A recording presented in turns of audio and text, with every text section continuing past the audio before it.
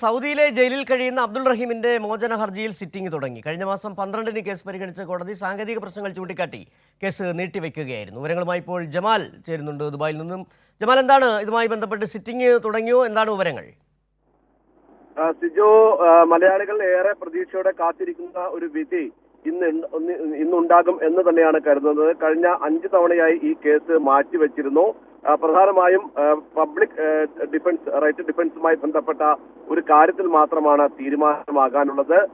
വധശിക്ഷ നേരത്തെ തന്നെ ഒഴിവാക്കിയിരുന്നു. ഒപ്പം തന്നെ ഈ മരിച്ച ആനസ് അൽ ഷഹീരയുടെ കുടുംബം റഹീമിന് മാപ്പ് നൽകിയിരുന്നു. ദിയാദനം സ്വീകരിച്ച് 15 മില്യൺ റിയാൽ ദിയാദനം സ്വീകരിച്ച് മാപ്പ് നൽകിയിരുന്നു. പക്ഷേ എങ്കിൽ പോലും സർക്കാരിന്റെ ഒരു നിലപാട് ഇക്കാര്യത്തിൽ പ്രധാനമാണ്. ഇത് സംബന്ധിച്ച ഒരു മോചന ഉത്തരവ് ഇന്നുണ്ടാകും എന്ന് തന്നെയാണ് കരുതുന്നത്. 2006-ലാണ് സൗദിയിൽ ഒരു ബാലൻ കൊല്ലപ്പെടുന്നത്.